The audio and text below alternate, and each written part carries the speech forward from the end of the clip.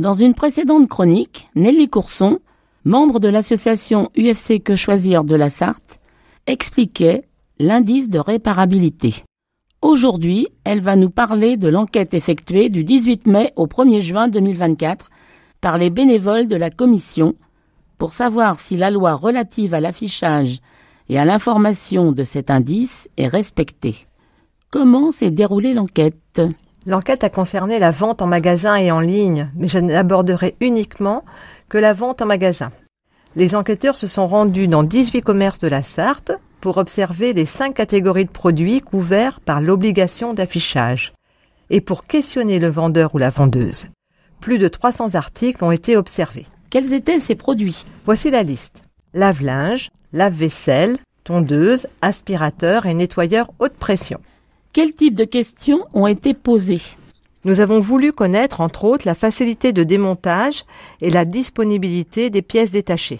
Quelles sont les conclusions de cette enquête ? Et commençons par l'affichage. Sur les 18 magasins visités, un tiers respecte la loi. Pour les autres, l'affichage ne concerne au final que 79% des produits observés en rayon. 2 magasins n'affichent aucun indice de réparabilité. Qu'en est-il de la qualité des informations fournies ? Nos enquêteurs ont pu échanger avec un vendeur ou une vendeuse dans 15 magasins sur les 18. Pour 3 d'entre eux, les réponses étaient insuffisantes, erronées voire fantaisistes. Pour le reste, la moitié ont fourni des explications complètes, documentées et plutôt claires, et pour l'autre moitié, les informations apportées étaient partielles. Les vendeurs connaissent-ils bien les critères de notation et sont-ils en mesure de les communiquer ? Rappelons que la loi prévoit, pour un achat en magasin, que la grille détaillée des critères de notation d'un produit soit communiquée au consommateur et fournie quand il la sollicite. Les résultats sont globalement décevants face à notre demande de la grille et de son explicitation. Le renvoi vers Internet, sans autre précision, n'est pas satisfaisant. Quelques vendeurs ignorent même apparemment de quoi il s'agit. Quel bilan peut-on tirer de cette enquête ?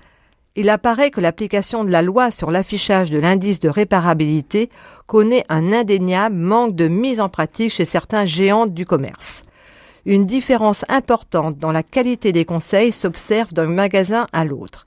Elle porte autant sur l'existence des logos et l'affichage obligatoire des informations relatives à la réparabilité que sur la durée des disponibilités des pièces détachées et la prise en charge de l'appareil en panne.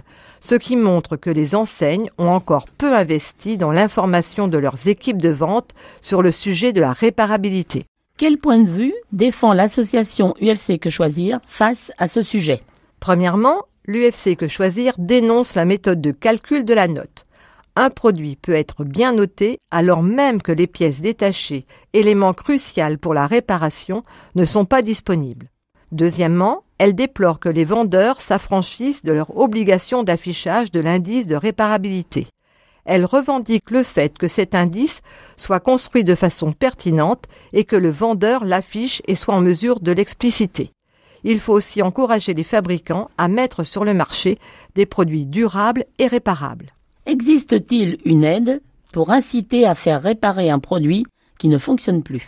Depuis le 15 décembre 2022, il existe un bonus réparation qui s'applique à une trentaine de types de produits électriques et électroniques qui va des appareils électroménagers au matériel de sport, de mobilité électrique, de téléphonie, instruments de musique.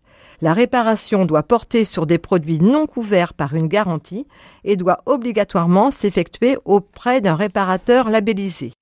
Le montant de l'aide financière se situe entre 15 et 60 €, calculé selon le type d'appareil. Merci Nelly pour ces explications. Vous trouverez également des informations pratiques dans le mensuel Que Choisir, ainsi que sur le site internet sarthe.ufcquechoisir.fr. Si vous êtes intéressé, vous pouvez contacter l'association qui se situe 21 rue Beignet au Mans. Téléphone 02 43 85 88 91.